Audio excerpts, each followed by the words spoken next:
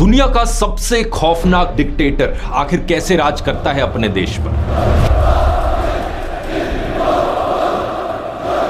North Korea में आम लोगों की डेली लाइफ कैसी गुजरती है, ये सोचने में भी आपको घुटन महसूस होगी। यहाँ सरकार की पूरी कोशिश रहती है कि लोगों की पर्सनल लाइफ के हर एक एस्पेक्ट को कंट्रोल किया जाए। कौन कहाँ रहेगा, क्या काम करेगा, क्या पढ़ेगा, ये सब सरकार डिसाइड करती है। आप कैसे कपड़े पहनते हो, कैसे बाल कटाते हो, कैसी फिल्में देखते हो, ये भी सरकार आपको बताती है। एक रैंडम टाइम पर आपके फोन का ऑपरेटिंग सिस्टम एक स्क्रीनशॉट लेगा और ये स्क्रीनशॉट जाता है सीधा सरकार के पास, ताकि उन्हें हमेशा पता लग सके कि आप अपने फोन पर क्या देख रहे हो। क्राइम दादा ने किया है, लेकिन सजा पोते तक को भुगतनी पड़ती है। ये गिल्ट बाय एसोसिएशन का कानून लागू होता है। इसलिए एक परिवार का हर एक सदस्य बाकियों को शक की नजर से देखता है। एक भाई अपनी बहन से, एक पिता अपने बेटे से खुलकर बात भी नहीं कर सकता। इस सब के बावजूद पिछले कुछ सालों में किम जोंग उन की पकड़ कमजोर पड़ती जा रही है। एक साइलेंट रेवोल्यूशन देखने को मिल रही है, जिसे चला रही है नॉर्थ कोरिया की औरतें। नमस्कार दोस्तों, साल 1981 नॉर्थ कोरिया के पॉलिटिकल प्रिजन कैंप नंबर 14 में एक प्रेग्नेंट औरत को कैद किया गया है।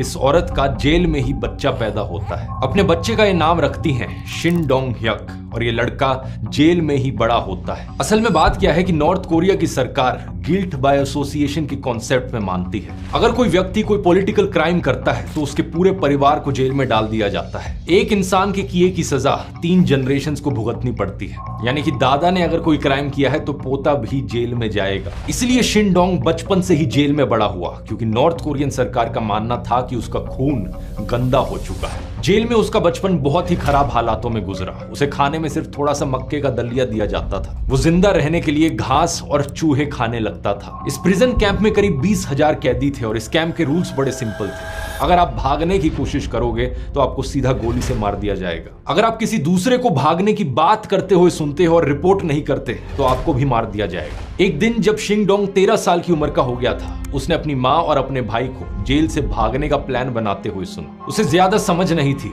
छोटा था, बेचारा भूखा था, तो उसने ये बात जाकर गार्ड्स को बता दी, इस उम्मीद में कि गार्ड्स उसे थोड़ा ज्यादा खाना दे देंगे। इसके 7 महीने बाद सभी कैदियों को ग्राउंड पर इकट्ठा किया जाता है और सबसे आगे शिन डोंग को लाकर खड़ा किया जाता है और उसकी आंखों के सामने प्रिजन गार्ड्स उसकी माँ को फांसी पर चढ़ा देते हैं और उसके भाई को गोलियों से मार देते हैं।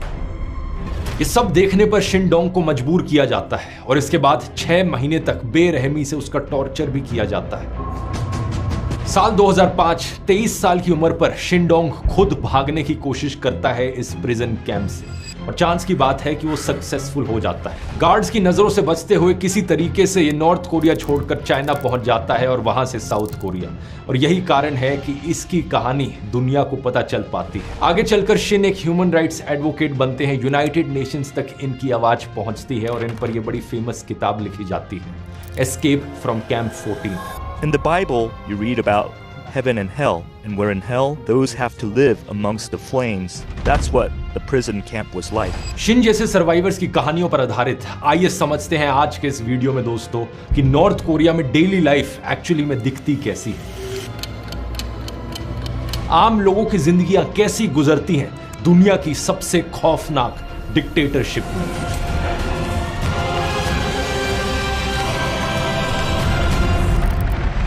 नॉर्थ कोरिया की पॉपुलेशन करीब 2.5 करोड़ लोगों की है। अगर आप इसे नक्शे पर देखोगे तो ये साउथ कोरिया के जस्ट ऊपर मौजूद है। इसके वेस्ट में चाइना का बड़ा देश, और यही नक्शा अगर आप रात के समय में सैटेलाइट इमेजरी के थ्रू देखोगे तो कुछ बड़ी ही अजीबोगरीब चीज आपको दिखाई देगी। चाइना और साउथ कोरिया रोशनी से जगमगाते हुए दिखते हैं, लेकिन यहाँ बीच में सिर्फ अंधेरा ही अंधेरा दिखता है। यही है democratic people's republic of Korea, DPRK। ये नॉर्थ कोरिया का ऑफिशियल नाम है और इंटरेस्टिंग चीज देखो, इन्होंने अपने कंट्री के नाम में डेमोक्रेटिक डाल रखा है। इससे आपको पता चल जाना चाहिए कि अपने आप को डेमोक्रेटिक कहने से कोई डेमोक्रेटिक नहीं बन जाता। नॉर्थ कोरिया में लोग रात को पढ़ नहीं सकते, टीवी नहीं देख सकते। लोग शाम को 7 बजे ही सोने चले जाते हैं क्योंकि उन्हें अंधेरे में जीने की आदत हो गई है। साल 1995 में नॉर्थ कोरिया में मेंढकों की पॉपुलेशन धीरे धीरे गायब हो रही थी। बाद में लोगों को समझ में आया कि आम लोग इतने भूखे हो गए थे कि उन्होंने मेंढकों का शिकार करना शुरू कर दिया था। 1995 और 1998 के बीच में नॉर्थ कोरिया में जो अकाल पड़ा वो सबसे बड़े मैन मेड कैटास्ट्रोफीज में से एक था। कितने लोगों की भूख से मौत हुई ये आंकड़े कभी सामने नहीं आए, लेकिन 5 से 20 लाख लोग इसमें मारे गए ये अनुमान लगाया जाता है। लेकिन कमाल की बात यह है दोस्तों कि नॉर्थ कोरिया की हालत हमेशा ऐसी नहीं होती थी। एक समय था जब नॉर्थ कोरिया साउथ कोरिया से बेहतर हुआ करता था। सन 1980 में पर कैपिटा जीडीपी के मामले में नॉर्थ कोरिया इंडिया और चाइना दोनों से आगे था। यहाँ सबको free health care, education, housing, heating और ट्रांसपोर्ट जैसी सुविधाएं दी जाती थी। 1950 से 1980 के बीच नॉर्थ कोरिया का जीडीपी हर साल करीबन 4.5% के ग्रोथ रेट से बढ़ता था। लेकिन दिक्कतें इनकी शुरू हुई 90s के समय में, जब सोवियत यूनियन टूटकर बिखर गया। In Moscow, the hammer and sickle is lowered for the last time, and an era comes to an end. Soviet union north Korea को सस्ता तेल और खाना देता था। यूएसएसआर के कोलैप्स होने के बाद नॉर्थ कोरिया की इकोनॉमी भी बुरी तरीके से क्रैश कर गई। पावर स्टेशंस बंद हो गए, लाइट्स चली गई और लोग भूखे मरने लगे। अमेरिका जैसे देश ने नॉर्थ कोरिया की तरफ मदद का हाथ बढ़ाया इस कंडीशन पर अगर वो अपने न्यूक्लियर वेपन्स प्रोग्राम को बंद कर दे तो, लेकिन उन्होंने ऐसा किया नहीं और अमेरिका और बाकी पूरी दुनिया ने इन्हें आइसोलेट कर दिया। अगस्त 1995 में भारी बाढ़ आई और नॉर्थ कोरिया के पास ना ही कैश था और ना ही क्रेडिट, लेकिन साथ साथ इनमें इतनी ह्यूमिलिटी भी नहीं थी कि अपनी जनता की मदद करने के लिए कॉम्प्रोमाइज कर सके। साल भर साल हालत बद से बदतर होती गई और सारा ध्यान नॉर्थ कोरिया की सरकार कवर अप करने में लगा रही थी। इनकी कैपिटल सिटी है प्योनगयांग। यहाँ स्टेबल सोशलिज्म का मॉडल बताने के लिए इन्होंने सारे होमलेस और भूखे मरते लोगों को गायब कर दिया शहर से। यहाँ रहने वाले रूलिंग पार्टी के वर्कर्स को सारी सुविधाएं मिलती रही, लेकिन शहर के बाहर हालत बहुत ही खराब थी। ग्रामीण इलाकों में लोग भूखे मरते रहे। एंड्रयू नाट्सियोस अपनी किताब the great north Korean famine में बताते हैं कि नॉर्थ कोरियन परिवारों ने सरवाइव करने के लिए अपने परिवार के बुजुर्ग लोगों को भूखे मरने दिया ताकि यंग फैमिली मेंबर्स को खाना मिल सके और वो जिंदा रह सके। बहुत से ग्रैंड पेरेंट्स ने तो अपने आप को अपनी मर्जी से ही खुद भूखा मार दिया ताकि उनके बच्चे जी सके। ये सब हो रहा था क्योंकि नॉर्थ कोरिया एक बहुत ही टाइटली कंट्रोल्ड डिक्टेटरशिप थी, एक टोटलिटेरियन डिक्टेटरशिप। जब सेकेंड वर्ल्ड वॉर में अमेरिका, ब्रिटेन और सोवियत यूनियन ने मिलकर साथ में जापान और जर्मनी जैसे देशों को हराया तो जापान का कब्जा इस कोरियन पेनिनसुला से उठा और अमेरिका और सोवियत यूनियन ने इस देश को 2 में बांटने का फैसला किया। नॉर्थ वाला हिस्सा सोवियत यूनियन के इन्फ्लुएंस में रहेगा, साउथ वाला अमेरिका के इन्फ्लुएंस में। यही चीज इन्होंने जर्मनी के साथ भी करी थी। सेकेंड वर्ल्ड वॉर में हिटलर को हराने के बाद जर्मनी को भी 2 हिस्सों में बांट दिया था, ईस्ट जर्मनी सोवियत यूनियन के इन्फ्लुएंस में, वेस्ट जर्मनी अमेरिका के इन्फ्लुएंस में। अब क्योंकि नॉर्थ कोरिया पर सोवियत यूनियन का प्रभाव था तो वही विचारधारा यहां देखने को मिली। ये कम्युनिस्ट स्टेट बना और जापान से लड़ने वाले गोरिल्ला लीडर किम इल सुंग देश के पहले सुप्रीम लीडर बने। इसी दिन से लेकर आज तक इस एक परिवार का राज रहा है पूरे देश पर।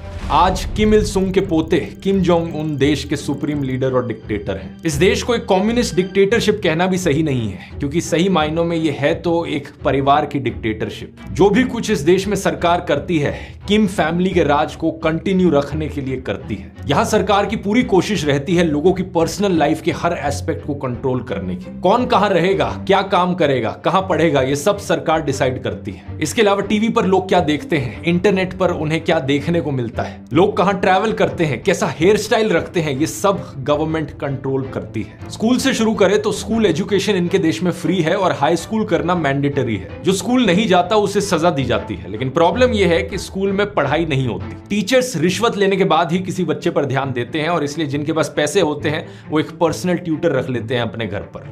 It is a privilege to be allowed to live in Pyongyang, and it is an even greater privilege for your kids to attend an institution like this.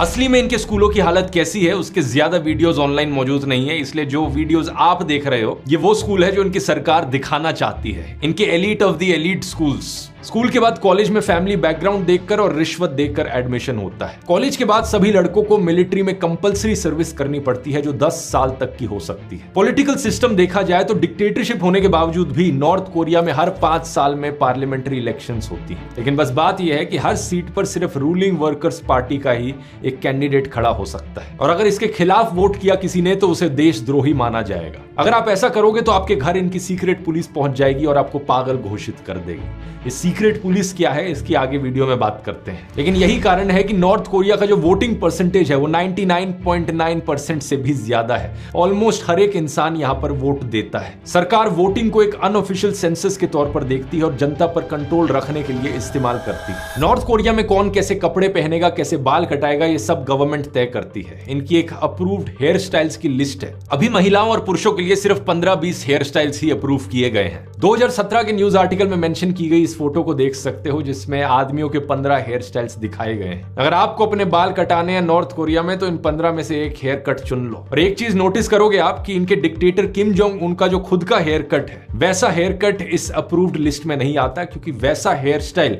किसी और को रखने की इजाजत नहीं है। वो जैसा चश्मा पहनते हैं नॉर्थ कोरिया में कोई भी और इंसान वैसा चश्मा नहीं पहन सकता। इस देश में लोग अपने बालों पर डाई भी नहीं कर सकते क्योंकि यहाँ डाई पर भी बैन है। इसके साथ साथ कपड़ों की बात की जाए तो ब्लू जीन्स, रिप्ड जीन्स और स्किनी जीन्स पर भी बैन लगा हुआ है। इसके अलावा ब्रांडेड कपड़े भी बैंड है क्योंकि इन्हें वेस्टर्न कल्चर के प्रभाव के तौर पर देखा जाता है। लड़कियों के लिए टाइट ड्रेस, छोटी स्कर्ट और सन हैट पहनने पर भी मनाही है। इन सब रूल्स के अलावा आपके कपड़े किसी भी एस्पेक्ट से वेस्टर्न कल्चर से इन्फ्लुएंस नहीं हो सकते। महिलाएं रेड लिपस्टिक नहीं लगा सकती। मेकअप को भी वेस्टर्न इन्फ्लुएंस के तौर पर देखा जाता है, तो कम से कम मेकअप करना ही अलाउड है। अब इतने सारे रूल्स सुनकर आपके मन में भी सवाल उठेगा कि आखिर इन रूल्स को इंप्लीमेंट कौन करेगा। इसके लिए है दोस्तों नॉर्थ कोरिया में फैशन पुलिस।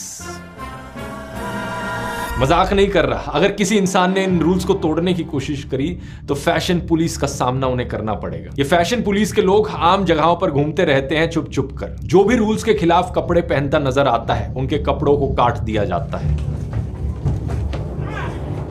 कुछ लोगों को फाइन भरना पड़ता है और कुछ लोगों को तो जेल की भी सजा हो जाती है। एक इंसान के ड्रेसिंग स्टाइल को लेकर आखिर सरकार इतना क्यों कंट्रोल करना चाहती है? इसके पीछे कारण है कि इनकी सरकार फैशन को एक कल्चरल इन्वेजन के तौर पर देखती है। उनका मानना है कि ये वेस्टर्न कैपिटलिस्ट लाइफस्टाइल अगर इनके देश में घुस गया तो ये देश के लिए खतरा है। उन्हें इस बात का डर है कि अगर लोग विदेशी चीजों को पसंद करने लग गए तो अपने देश को पसंद करना बंद कर देंगे। नॉर्थ कोरियन सरकार इस मुद्दे पर इतनी सीरियस है कि 2005 में इन्होंने हेयर स्टाइल्स को लेकर एक प्रोपेगेंडा सीरीज भी बना दी थी, let's trim our hair in accordance with the socialist lifestyle.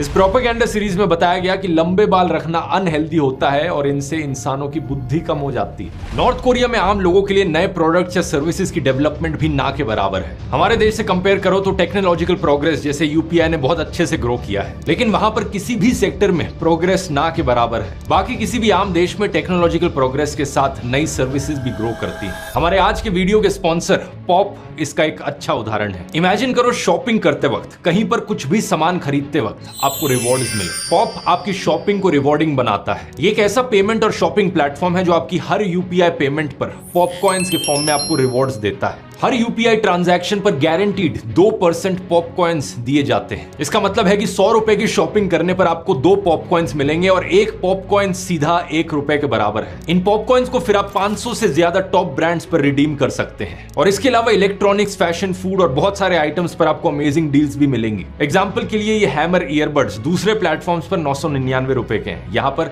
सिर्फ 699 रुपए के हैं पॉप कॉइन्स के साथ। महंगा क्यों खरीदना जब यहाँ बेस्ट सेविंग्स मिलती हैं। एक्सक्लूसिव प्राइजेस सिर्फ पॉप कॉइन्स के साथ, अर्निंग्स भी और सेविंग्स भी। ध्यान देने वाली बात यह है कि पॉप क्लब एक वॉलेट सर्विस नहीं है। आपके लिए एक स्पेशल ऑफर भी अगर आप इंटरेस्टेड हैं। आपकी पहली पॉप यूपीआई ट्रांजैक्शन करने पर आपको बोनस पॉप कॉइन्स मिलेंगे, लेकिन यह ऑफर केवल 10 दिन तक ही रहेगा। लिंक आपको इसका नीचे डिस्क्रिप्शन में मिल जाएगा। उस लिंक के जरिए आप पॉप क्लब ऐप को डाउनलोड कर सकते हैं और ये स्पेशल ऑफर क्लेम कर सकते हैं। अब अपने नॉर्थ कोरिया के टॉपिक पर वापस आते हैं। इस टोटलिटेरियन विचारधारा का अगला एस्पेक्ट आता है लोगों की मूवमेंट को कंट्रोल करना। लोग अपने ही देश में एक हिस्से से दूसरे हिस्से नहीं जा सकते।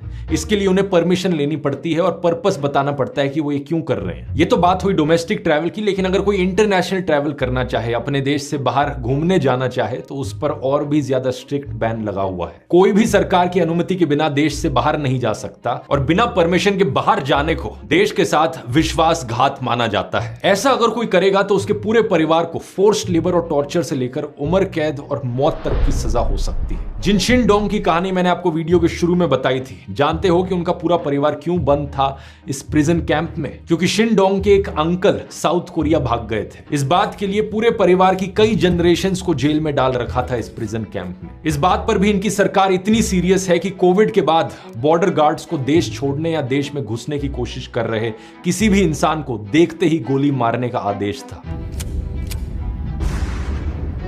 इस आदेश के बाद 14 लोगों की गोली मारकर हत्या कर दी गई थी। लेकिन इतने खतरे के बावजूद भी दोस्तों, लोग देश से भागने की कोशिश करते रहते हैं। ज्यादातर लोग भागकर चीन जाते हैं क्योंकि लैंड बॉर्डर से कनेक्शन उसी तरफ ज्यादा आसान है। लेकिन चाइना खुद एक डिक्टेटरशिप है और चाइना की सरकार इन लोगों को वापस नॉर्थ कोरिया को सौंप देती है।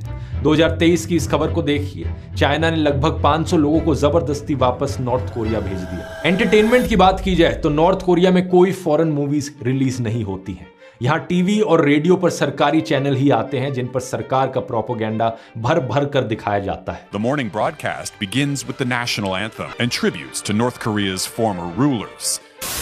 There are cartoons, news programs praising the regime, and of course, the star of the show. Kim Jong-un is presented as a god, provoking fan frenzies reminiscent of Taylor Swift, a man of the people, even braving floodwaters, narrowly dodging tree branches to rescue his citizens. Foreign shows और movies देखना भी एक गंभीर अपराध है, पकड़े जाने पर सख्त सजा होती है। 2022 की इस खबर को देख लीजिए। एक साउथ कोरियन ड्रामा देखने और डिस्ट्रीब्यूट करने के लिए 2 टीनेजर्स को 12 साल हार्ड लेबर की सजा सुनाई। इमेजिन करके देखो, यहाँ पर कोई बच्चा एक साउथ कोरियन मूवी देखना चाहता है और इस गुनाह के लिए उसे 12 साल जेल में डाल दिया जाए। 2022 की ही एक और खबर है जहां साउथ कोरियन फिल्में और म्यूजिक देखने और शेयर करने के लिए एक युवक को तो सरेआम गोली मारकर मौत की सजा दे दी गई थी। लेकिन इसके बावजूद भी एंटरटेनमेंट की इतनी सख्त कमी है देश में कि लोग छिप छिप कर साउथ कोरियन ड्रामास को स्मगल करते हैं। यहाँ के लोकल मार्केट्स में ब्लैक में आपको साउथ कोरियन फिल्में मिल जाएंगी। पहले क्या होता था, इनकी डीवीडीज मिलती थी तो लोग पुराना चाइनीज डीवीडी प्लेयर खरीद कर ये शोज देखते थे अपने घर में। इनको पकड़ने के लिए सरकारी अथॉरिटीज रैंडमली बिजली काट देते थे। लाइट जाने का मतलब है कि सीडी डीवीडी वहीं अटक जाएगी, वो बाहर नहीं आ सकती उस डीवीडी प्लेयर से। तो इस दौरान अंधेरी रात में वो घुसते थे लोगों के घरों में और डीवीडी प्लेयर्स फिर जबरदस्ती खोलकर देखते थे कि कौन सी डीवीडी लगी हुई है। टाइम के साथ साथ लेकिन लोगों ने यूएसबी स्टिक्स का इस्तेमाल करना शुरू कर दिया और इन्हें छुपाना ज्यादा आसान होता है। Even though North Koreans lack internet connections, they can watch smuggled movies and TV shows on their computers or on Chinese video players with USB ports like these called Notels. ये विदेशी शोज और movies देखते समय लोग अपने घर की lights और सारी खिड़कियां बंद करके देखते हैं ताकि पड़ोसियों को भी ना दिख सके और आवाज बहुत कम करके शोज देखते हैं। इंटरनेट की बात करी जाए तो बहुत ही लिमिटेड इंटरनेट नॉर्थ कोरिया में चलता है। इसे चलाने के लिए भी सरकार की परमिशन लेनी पड़ती है। परमिशन लेने के बाद एक लाइब्रेरियन 2 लोगों के बीच बैठा रहता है, नजर रखता है कि आप क्या सर्च कर रहे हो इंटरनेट पर। हर 5 मिनट में कंप्यूटर का स्क्रीन फ्रीज हो जाता है और आगे इंटरनेट इस्तेमाल करने के लिए लाइब्रेरियन को अपना फिंगरप्रिंट लगाना पड़ता है। एक आदमी सिर्फ 1 ही घंटे तक इंटरनेट चला सकता है और ज्यादा समय चाहिए तो दोबारा से सरकार से परमिशन लेनी पड़ती है। आम लोगों के लिए नॉर्थ कोरियन सरकार ने खुद का एक इंटरनल इंटरनेट बना रखा है, इंट्रानेट कह सकते हो इसे। लोग अपने फोन और कंप्यूटर्स में ये इंट्रानेट चलाते हैं जहां पर सब कुछ कंट्रोल्ड है। एग्जैक्टली कौन सी वेबसाइट्स इस इंटरनेट पर अवेलेबल है ये सरकार ने चुन चुन कर बनाई है और कुछ ही गिनी चुनी वेबसाइट्स हैं इस पर। इसके अलावा ये इतना महंगा है कि ज्यादातर लोग इसे इस्तेमाल कर ही नहीं पाते। नॉर्थ कोरिया में किसी भी तरीके का सोशल मीडिया एग्जिस्ट नहीं करता है। यहाँ फेसबुक और नेटफ्लिक्स जैसी वेबसाइट्स के क्लोन बनाने की कोशिश करी गई थी लेकिन ये कोशिश सफल नहीं हुई। जो स्मार्टफोन्स यहाँ मिलते हैं उन्हें बड़े भयंकर तरीके से सेंसर किया जाता है। उन फोन्स के जरिए आप कोई भी इंटरनेशनल कॉल नहीं कर सकते। एक रैंडम टाइम पर फोन का ऑपरेटिंग सिस्टम एक स्क्रीनशॉट लेता है। ये स्क्रीनशॉट सरकार के पास जाता है ताकि देख सके सरकार की एग्जैक्टली आप अपने फोन पर क्या कर रहे हो। इसके अलावा इन स्मार्टफोन्स में सॉफ्टवेयर की कोडिंग इस तरीके से करी गई है कि सिर्फ गवर्नमेंट अप्रूव्ड कंटेंट ही दिखे। सरकार द्वारा अप्रूव्ड एप्स डाउनलोड करने के लिए कोई ऐप स्टोर नहीं है, उसके लिए भी लोगों को एक फिजिकल स्टोर में जाना पड़ता है। इमेजिन कर सकते हो कि कितनी घुटन में यहाँ पर लोग अपनी जिंदगी जी रहे होंगे। रिलीजन की बात करी जाए तो नॉर्थ कोरिया ऑफिशियली एक एथिस्ट देश है। लोगों को कोई भी रिलीजन प्रैक्टिस या प्रीच करने की आजादी नहीं है और इसकी सजा भी मौत हो सकती है। क्रिश्चियंस को, ईसाइयों को यहाँ खास तौर पर निशाना बनाया जाता है क्योंकि उन्हें अमेरिका से जोड़कर देखा जाता है। पॉलिटिकल प्रिजन कैंप्स में हजारों क्रिश्चियंस बंद हैं जिन्हें टॉर्चर किया जाता है। 2009 में री ह्योन ओक नाम की एक महिला को बाइबल बांटने के लिए सरेआम गोली मार दी गई थी और उसके पति और 3 बच्चों को पॉलिटिकल प्रिजन कैंप भेज दिया गया। ओ माय गॉड फिल्म का एक बड़ा फेमस डायलॉग मुझे याद आता है कि जब आप लोगों से उनका भगवान छीनते हो तो लोग कहीं ना कहीं भगवान ढूंढ ही लेते हैं। लोगों से उनका धर्म कभी मत छीनना। अगर तुम लोगों से उनका धर्म छीनोगे तो वो तुम्हें अपना धर्म बना लेंगे। नॉर्थ कोरिया में किम परिवार खुद एक रिलीजन की तरह बन गया है। खासकर नॉर्थ कोरिया के पहले सुप्रीम लीडर किम इल सुंग और दूसरे supreme leader Kim Jong Il, इन दोनों को देवताओं की तरह पूजा जाता है। घर, ऑफिस, स्कूल और हर एक पब्लिक प्लेस पर इन दोनों नेताओं की तस्वीरें और मूर्तियां हैं। नॉर्थ कोरिया में आप कहीं भी घूमोगे आपको ऐसा लगेगा जॉर्ज ऑरवेल की 1984 नॉवल के बिग ब्रदर की तरह ये दोनों नेता हमेशा आपको देख रहे हैं। सीक्रेट पुलिस घर घर जाकर चेक करती है और अगर इनकी तस्वीरें आपके घर में नहीं मिलती तो आप पर कार्रवाई हो सकती है। लोगों को इन तस्वीरों और मूर्तियों की अपनी जान को खतरे में डालकर भी रक्षा करनी होती है। अगर कोई ऐसा नहीं करता तो उस पर कार्रवाई हो सकती है। साल 2020 का एक केस है जहां पर महिला ने अपने जलते हुए घर से इन नेताओं की तस्वीरों को बचाने की बजाय अपने 2 बच्चों को बाहर निकाला, तो उस महिला को जांच का सामना करना पड़ा और हॉस्पिटल में भर्ती हुए उसके 2 बच्चों को दवाइयां भी नहीं दी सरकार ने। एक और केस देखिए, एक व्यक्ति ने बताया कि जब उसके पिता ने अनजाने में अखबार में छपी किम जोंग इल की तस्वीर को गंदा कर दिया तो उनके पिता को पॉलिटिकल प्रिजन कैंप भेज दिया गया। नॉर्थ कोरिया में आम लोगों की इकोनॉमिक कंडीशन बहुत खराब है। देश की 69% आबादी इतनी गरीब है कि उनके पास 2 वक्त के खाने और पानी, एजुकेशन, हॉस्पिटल जैसी बेसिक जरूरतों के लिए भी पैसे नहीं है। ज्यादातर घरों में फ्रिज, वॉशिंग मशीन और साइकिल जैसी रोजमर्रा के जीवन की चीजें भी नहीं है। इसका एक बड़ा कारण यह है कि देश में लगभग सभी आदमी, सभी पुरुष गवर्नमेंट असाइंड जॉब करते हैं। इनको अभी भी साल 1990 से पहले के रेट के हिसाब से सैलरी मिलती है, जो कितनी तनख्वाह होती है आप भी जानकर हैरान हो जाएंगे। पर मंथ 7 से 9 किलोग्राम मक्के के बराबर है। ये अपनी मंथली सैलरी से सिर्फ 7 से 9 किलोज कॉर्न खरीद सकते हैं। 2014 में नॉर्थ कोरिया छोड़ चुके एक डॉक्टर ने बताया कि डॉक्टर्स को मंथली 3500 वॉन सैलरी मिलती है, जिससे 1 किलो चावल भी नहीं आता। क्योंकि परिवार में जो मर्द हैं उनकी इतनी कम कमाई है तो ज्यादातर नॉर्थ कोरिया के परिवारों में घर महिलाओं की कमाई से चलता है। जिन औरतों की शादी हो गई है उन्हें गवर्नमेंट असाइन जॉब करने को मजबूर नहीं किया जाता और वो लोकल मार्केट में काम करके पैसे कमाती हैं। लोकल मार्केट को यहाँ नाम दिया जाता है जांग मडांग का। घर की इनकम में लगभग 70% से अधिक हिस्सेदारी महिलाओं की होती है। जब 1990s के बाद सरकार लोगों को खाना तक नहीं दे पा रही थी तो लोगों ने चीजें अपने हाथ में ले ली और उन्होंने खुद से पैसे कमाने के जुगाड़ करने शुरू किए। जगह जगह लोकल ब्लैक मार्केट्स पैदा होने लगे। लोग यहाँ आकर चीजें बेचते और उससे होने वाली कमाई से अपना पेट भरते। मतलब जिससे जैसा जुगाड़ हो पा रहा था वो उस तरीके से अपना पेट भरने और जिंदा रहने के लिए कमाई करने लगे। धीरे धीरे इन मार्केट्स ने पैर जमा लिए और अब यहाँ पर फूड और ड्रग्स से लेकर साउथ कोरियन फिल्मों की इलीगल यूएसबीज तक सब मिलता है। यही मार्केट जिन्हें जांग मडांग कहा जाता है अब नॉर्थ कोरिया में हाउस होल्ड इनकम का मेन सोर्स है। क्योंकि परिवार के ज्यादातर आदमी गवर्नमेंट असाइन जॉब्स में बिजी होते हैं तो मोस्टली महिलाओं के ही बल पर ये ब्लैक मार्केट्स चलती हैं। इन्हीं मार्केट्स के जरिए इंफॉर्मेशन भी आती है और लोगों को बाहर के देशों के बारे में पता चल पाता है। लोगों को पता चलता है कि बाहर की दुनिया में कितनी आज़ादी है, बाकी सारे देश कितनी बेहतर जिंदगी देते हैं अपने नागरिकों को नॉर्थ कोरिया के कंपैरिजन में।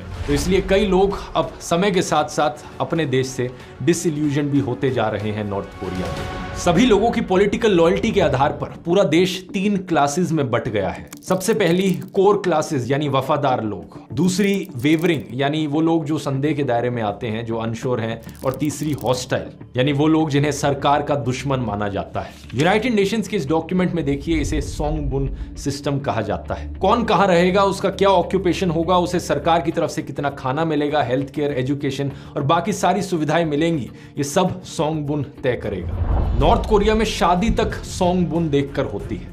एग्जाम्पल के तौर पे इनकी जो राजधानी है प्योंगयांग, ज्यादातर रिसोर्सेज और अपना पैसा सरकार वहीं पर खर्च करती है ताकि इसे बढ़ा चढ़ा कर दिखाया जा सके। तो वहां रहने वाले लोग यूजुअली सिर्फ कोर क्लास के लोग होते हैं। हॉस्टाइल क्लास के लोगों को इस शहर के 50 किलोमीटर के दायरे में रहने की परमिशन नहीं है। सरकार को जिन लोगों पर शक होता है अक्सर वो उन्हीं के ही परिवार के लोगों का इस्तेमाल करती है जासूसी करने के लिए। हॉस्टाइल क्लास के नागरिकों से एक दूसरे की जासूसी कराई जाती है। इसके कारण लोग अपने फैमिली मेंबर्स को भी कुछ नहीं बताते क्योंकि उन्हें भरोसा नहीं है कि कौन जासूसी करते हैं। ऐसा ही एक केस हुआ था ये वाला, जहां पर एक महिला को 10 साल के लिए पॉलिटिकल प्रिजन कैंप भेज दिया गया क्योंकि उसकी बहू ने अधिकारी को बता दिया कि वो बेटे के साथ देश से भागने की प्लानिंग कर रही थी। अगर किसी परिवार का कोई भी मेंबर या रिलेटिव कोई भी पॉलिटिकल क्राइम कर देता है तो पूरी फैमिली का जो क्लास है यहाँ पर सोंगबुन क्लास, उसे घटा दिया जाता है। नॉर्थ कोरिया के लोगों की एक और बड़ी प्रॉब्लम है फोर्स्ड लेबर, एक तरीके से मॉडर्न डे स्लेवरी। कंस्ट्रक्शन से लेकर खेतों, खदानों और फैक्ट्री तक हर जगह लोगों से फोर्स्ड लेबर के जरिए 12 से 18 घंटे तक काम कराया जाता है। हालत इतनी खराब है कि नॉर्थ कोरिया देश की पूरी इकोनॉमी इस फोर्स्ड लेबर पर चल रही है क्योंकि जो पैसा है वो हथियार बनाने में खर्च कर दिया जाता है। सबसे ज्यादा फोर्स्ड लेबर डिटेंशन सेंटर्स और पॉलिटिकल प्रिजन कैंप्स में बंद कैदियों से कार्रवाई कराई जाती है। नॉर्थ कोरिया के कानून में मजदूरी करवाकर प्रिजनर्स को ठीक किया जाता है और आरोपियों को सालों फोर्स्ड लेबर की सजा दी जाती है। अगर आप एक नॉर्थ कोरियन है और आपने इनके डिक्टेटर के खिलाफ कुछ भी गलती से गलत कर दिया तो ना सिर्फ आपके लिए बड़ी मुसीबत हो सकती है बल्कि आपके पूरे परिवार के लिए। यहाँ गिल्ट बाय एसोसिएशन का कॉन्सेप्ट अप्लाई होता है। अगर किसी भी व्यक्ति ने कोई भी पॉलिटिकल क्राइम किया है तो उसके पूरे परिवार को प्रिजन कैंप में डाल दिया जाता है। परिवार की 3 जनरेशंस तक इन कैंप्स में रखी जाती हैं, यानी कि अगर दादा ने कुछ गलत किया है तो उसकी सजा पोते तक को भी भुगतनी पड़ेगी। और इनकी जो जेल्स हैं, इन पॉलिटिकल प्रिजनर्स की कंडीशंस आम लोगों से भी कहीं ज्यादा बुरी होती है। जियोंग क्यूनगिल के अनुसार 50 स्क्वायर मीटर के एक कमरे में 30 से 40 प्रिजनर्स को रखा जाता है। अभी नॉर्थ कोरिया में करीब 5 से 6 प्रिजन कैंप्स हैं जिनमें टोटल 80,000 से लेकर 1,20,000 लोग कैदी बताए जाते हैं। यहाँ कैदियों को अक्सर भूखा मारा जाता है, उनसे 16 से 18 घंटे खदानों में काम कराया जाता है, खेतों में काम कराया जाता है। बदले में खाने के लिए राशन इन्हें इतना कम मिलता है कि केवल इन पर निर्भर रहने वाला कैदी भूख से मर जाता है। लगभग 40% कैदी इनके प्रिजन कैंप्स में भूख के मारे ही मर जाते हैं। भूखा मरने से बचने के लिए कैदी अक्सर घास, चूहे और सांप जैसी चीजों को खाते हैं। वो जमीन पर बिखरे हुए खाने के टुकड़ों को भी नहीं छोड़ते। डॉक्यूमेंट के इस पेज नंबर पर देखिए क्या लिखा है। कुछ कैदी तो सुअरों के चारे को भी खा जाते हैं। हालत इतनी खराब है, लेकिन ये सब करना अलाउड भी नहीं है। एक बार एक केस हुआ था जब एक 7 साल की बच्ची ने सड़क से कुछ अनाज के दाने उठाकर खा लिए तो एक गार्ड ने उसे इतना मारा कि उसकी मौत हो गई। पॉलिटिकल प्रिजन कैंप नंबर 15 में खेत से आलू चुराने के लिए एक कैदी को बाकी कैदियों के सामने सरेआम मौत की सजा दे दी गई। भागने की कोशिश करने वाले ज्यादातर कैदी या तो गार्ड्स के हाथों मारे जाते हैं या फेंसेस में दौड़ते बिजली के करंट से मारे जाते हैं। शिन डोंग ह्यक का दोस्त भी इसी करंट से मारा गया था। उस दिन की बात है जब दोनों को शाम को फेंसिस के आसपास आग के लिए लकड़ी इकट्ठी करने के लिए भेजा गया था। मौका पाकर उन्होंने भागने की सोची। शिन डोंग का दोस्त फेंसिस के पास पहले पहुंचा और एक छेद से निकलने की कोशिश करते वक्त बिजली का करंट उसे लग गया और वो मारा गया। लेकिन उसकी बॉडी ने करंट को आगे बढ़ने से रोक दिया और शिन डोंग उसी छेद से भागने में कामयाब रहा। And in the process, a fellow inmate who ran next to me died when he got electrocuted by the perimeter fence. And my skin got burnt as well. एक फॉर्मर गार्ड म्योंग चोल ने बताया कि guards को war या revolution होने की स्थिति में कैंप में बंद सभी कैदियों को मारने का आदेश है ताकि इन कैंप्स की मौजूदगी के सारे सबूत मिटाए जा सकें। जर्मनी में हिटलर की नाजी सरकार ने भी अपने कंसंट्रेशन कैंप्स में एक समय ऐसा ही किया था। इसी कारण यूनाइटेड नेशंस की एक इंक्वायरी में कहा गया कि नॉर्थ कोरिया की लीडरशिप इतने बड़े पैमाने पर अपने ही नागरिकों के ह्यूमन राइट्स का उल्लंघन कर रही है जैसे मॉडर्न वर्ल्ड में किसी ने नहीं किया है और मानवता के खिलाफ उसके अपराध नाजीज द्वारा किए गए अपराधों से बहुत मिलते जुलते हैं। अब तो नॉर्थ कोरियन सरकार अपने लोगों को Russia, China, gulf Nations, Poland और अफ्रीका जैसी जगहों पर भी काम करने के लिए भेजती है। वहां भी उन्हें स्लेव्स की तरह एक्सप्लॉइट किया जाता है। नॉर्थ कोरिया के लगभग 1 लाख लोग इसी तरीके से विदेश में फोर्स्ड लेबर और स्लेवरी कर रहे हैं। अभी की इस खबर को देखिए। रशिया यूक्रेन वॉर में लड़ने के लिए भी रशिया के बिहाफ पर नॉर्थ कोरियन सोल्जर्स गए। नॉर्थ कोरिया के लोगों की सबसे बड़ी दुश्मन सीक्रेट पुलिस है। इस पूरे देश में जितने भी बड़े ह्यूमन राइट्स वायलेशन होते हैं, उन सब की जड़ में यही सीक्रेट पुलिस मौजूद है। लोगों को गायब करने से लेकर उन्हें पॉलिटिकल प्रिजन कैंप्स में तड़पाने तक सारे काम सीक्रेट पुलिस करती है। पूरे देश में हर जगह इस एजेंसी के एजेंट, स्पाइज और इन्फॉर्मर्स फैले हुए हैं। यही सीक्रेट पुलिस लोअर सोंगबुन तीसरी क्लास वाले लोगों को एक दूसरे की जासूसी करने पर भी मजबूर करती है। इस कारण से पूरे समाज में कोई भी एक दूसरे पर भरोसा नहीं कर पाता। लोगों को हमेशा ये डर लगा रहता है कि पता नहीं कौन यहाँ पर जासूस निकल जाए, इसलिए वो कोई भी सेंसिटिव बात बोलते नहीं, कभी अपने परिवार के सामने तक नहीं। सीक्रेट पुलिस ने हर इलाके को 30-40 घरों के एक ग्रुप में बांटा हुआ है। हर एक ग्रुप की एक नेबरहुड एसोसिएशन होती है जो लोगों पर नजर रखती है और लोगों को जासूसी करने के लिए इनकरेज करती है। इसके अंतर्गत आने वाली सभी चीजें टॉप सीक्रेट और अल्टीमेट सीक्रेट होती हैं। 2002 में जब नॉर्थ कोरियन सरकार की टेलीफोन बुक लीक हुई तो इसमें सीक्रेट पुलिस के अधिकारियों के नंबर तक नहीं थे, क्योंकि ये बुक सिर्फ सीक्रेट थी, टॉप सीक्रेट नहीं। ये संगठन इतना सीक्रेटिव है कि इसके चीफ्स के नाम भी पब्लिक को नहीं पता। ये सब सुनकर अब आप ये भी समझ पा रहे होंगे दोस्तों कि इस लेवल की क्रूर डिक्टेटरशिप कैसे इतने सालों से बरकरार है इस देश में। 75 सालों से ये चली आ रही डिक्टेटरशिप आज के दिन तक जिंदा है और पता नहीं कितने और सालों तक यहाँ रहने वाले लोगों को ये सब सहना पड़ेगा। 3 मेन कारण है इसके पीछे। पहला, क्रूअल्टी। हर छोटी चीज के लिए लोगों को मौत की सजा दे दो। लोगों के मन के अंदर इतना डर पैदा कर दिया गया है कि एक छोटा सा गलत कदम उठाने से पहले भी लोग 2 बार सोचेंगे। लोग डर के साए में जीते हैं। उन्होंने देखा था कि किस तरह किम जोंग उन ने अपने खुद के अंकल को मरवा दिया था, इसलिए उन्हें पता है कि ये इंसान किस लेवल का दुष्ट हो सकता है। लोगों को पता है कि अगर उन्होंने कुछ गलत किया तो उनका पूरा परिवार प्रिजन कैंप में जाएगा। दूसरा कारण है इनका ये 3 क्लास सोंगबुन सिस्टम। पूरे देश को 3 जातों में बांट दिया। सबसे ऊपर की जात हमारे वफादार लोग, जैसे ही किसी पर शक हो उनके पूरे परिवार को निचली जात में डाल दो। जो हमारी वफादारी करे उन एलीट ग्रुप्स को इतना खुश रखो कि वो हमेशा वफादारी करते रहे। तीसरा कारण, भरपूर प्रोपेगेंडा। नॉर्थ कोरिया में लोग बचपन से ही प्रोपेगेंडा का शिकार रहे हैं। स्कूल से लेकर कॉलेज तक उन्हें बार बार 100 बार कहानियां सुनाई गई हैं कि कैसे उनके ये सुप्रीम लीडर भगवान जैसे हैं। ढेरों झूठी कहानियां फैलाई गई हैं जिसकी मदद से ये अपने डिक्टेटर को भगवान की तरह पेश करते हैं। ऐसी ही एक कहानी है कि जब किम जोंग उन पावर में आए तब बताया गया कि सिर्फ 3 साल की उम्र में उन्होंने गन चलानी सीख ली। सिर्फ 5 साल की उम्र में वो घुड़सवारी सीख गए थे। कुछ कहानियां और भी ज्यादा अनरियलिस्टिक की कैटेगरी में आ जाती हैं। एक कहानी बताती है कि जब दादा किम इल सुंग ने किम जोंग उन से एक सेब लाने को कहा था तो किम जोंग उन एक शॉवल मांगने लगे, क्योंकि वो पूरे पेड़ को उखाड़ लाना चाहते थे। न्यूज के नाम पर इस देश में सिर्फ और सिर्फ सरकारी प्रोपेगेंडा दिखाया जाता है। कोई भी खबर हो उसमें हमेशा सरकार के गुणगान होते हैं, और कुछ भी बाहर की न्यूज दिखानी हो, फॉरेन देशों में वर्ल्ड न्यूज दिखानी हो, तो हमेशा उसे नेगेटिव तरीके से दिखाया जाता है। नॉर्थ कोरिया के लोगों को ऐसा दिखाया जाता है कि बाकी दुनिया में हालात बहुत ही बुरे हैं। लोग करप्शन, बीमारियां और अलग अलग डिजास्टर्स झेल रहे हैं, और दूसरी तरफ नॉर्थ कोरिया में रहने वाले लोग सबसे ज्यादा खुशहाल और लकी लोग हैं, क्योंकि उनके पास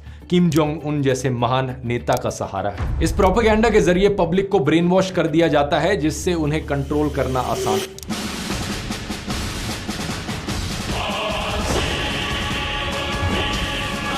लेकिन कोई भी तानाशाही कितनी ही ताकतवर और कितनी ही खौफनाक क्यों ना हो, हमेशा के लिए नहीं चल सकती। और नॉर्थ कोरिया में भी आज के दिन इसके संदेश साफ दिख रहे हैं कि किम जोंग उन की पकड़ धीरे धीरे कमजोर पड़ती जा रही है। इसका सबसे बड़ा कारण है जांग मदांग का राइज, वो छोटे छोटे ब्लैक मार्केट्स जिन्हें महिलाओं के द्वारा चलाया जा रहा है। जू यांग जो 2010 में नॉर्थ कोरिया छोड़कर भागी थी, उन्होंने बताया कि शुरुआत में सरकार इन मार्केटों पर रोक लगाना चाहती थी। शुरुआत में सरकार हर चीज को कॉन्फिस्केट कर लेती थी, लेकिन टाइम के साथ साथ ये मार्केट्स इतनी तेजी से बड़े हुए, इतनी तेजी से लोगों में फैले कि ऑलमोस्ट हर नॉर्थ कोरियन ने इनमें ट्रेडिंग करनी शुरू कर दी। नॉर्थ कोरिया जितनी ताकतवर सरकार भी इन्हें रोक नहीं पाई, पावरलेस फील करने लगी। साल 2009 में इसके चलते इन्होंने एक बहुत बड़ा करेंसी रीवैल्यूएशन किया, लोगों की प्राइवेट वेल्थ को खत्म करने की कोशिश की, अपना कंट्रोल और जमाने की कोशिश की, लेकिन ये इन पर भारी पड़ गया। नॉर्थ कोरिया जैसे देश में भी जनता की तरफ से इतना आउटरीच देखने को मिला कि सरकार को एक्चुअली में माफी मांगनी पड़ी और कुछ कदम अपने वापस लेने पड़े। इसके पीछे सिंपल कारण था यूनिटी। इस मुद्दे पर सरकार लोगों को बांट नहीं पाई, एक दूसरे के खिलाफ जासूसी नहीं करवा पाई, इसलिए फेल हो गई। इन्हीं मार्केट्स की मदद से पिछले कुछ सालों में फॉरेन मीडिया और फॉरेन फिल्मों का इन्फ्लुएंस नॉर्थ कोरिया में तेजी से बढ़ा है। जिस झूठे प्रोपेगेंडा की मदद से सरकार ने बेवकूफ बनाकर रखा था लोगों को, वो कांच की तरह टूटकर बिखरते जा रहा है जैसे ऐसे लोगों को फॉरेन मीडिया का एक्सपोजर मिल रहा है। ये है जियोंग कांग, जिन्होंने 2010 में नॉर्थ कोरिया छोड़ा। साउथ कोरियन ड्रामास की वजह से इनका माइंड पूरी तरीके से खुल गया। इन्हें एक ऐसी दुनिया देखने को मिली जो इन्होंने इमेजिन भी नहीं करी थी एग्जिस्ट करती हो। यूएसबी स्टिक्स की मदद से काम करना और भी आसान हो गया है। दो इंटरेस्टिंग डेटा पॉइंट्स हैं यहाँ पर। 81% नॉर्थ कोरियंस जिन्होंने देश को छोड़ा उन्हें यूएसबीज का एक्सेस था, और 98% नॉर्थ कोरियंस जिनके पास यूएसबी थी वो इलीगल मीडिया उसमें कैरी कर रहे थे जो उनकी सरकार के खिलाफ था। मेजॉरिटी जनता को अब धीरे धीरे बाहर की दुनिया के बारे में खबर पता चल पा रही है, क्योंकि नॉर्थ कोरियन लोग इन मार्केट्स में साथ में बैठकर इन इलीगल एक्टिविटीज में एंगेज करते हैं। ये एक नया जरिया बनता जा रहा है लोगों के बीच में ट्रस्ट डेवलप करने का। सरकार का जो जासूसी वाला सिस्टम है, परिवार के सदस्यों में शक और डर पैदा करने का जो सिस्टम है,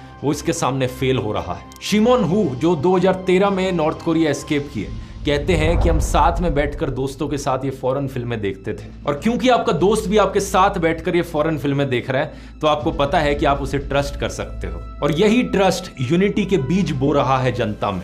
एक आखिरी कारण जिसकी वजह से किम जोंग उन की पकड़ कमजोर होती जा रही है वो है करप्शन। मैंने वीडियो के शुरू में बताया था कि कैसे बच्चों को अच्छी शिक्षा देने के लिए आपको अक्सर ब्राइब देनी पड़ती है टीचर्स को।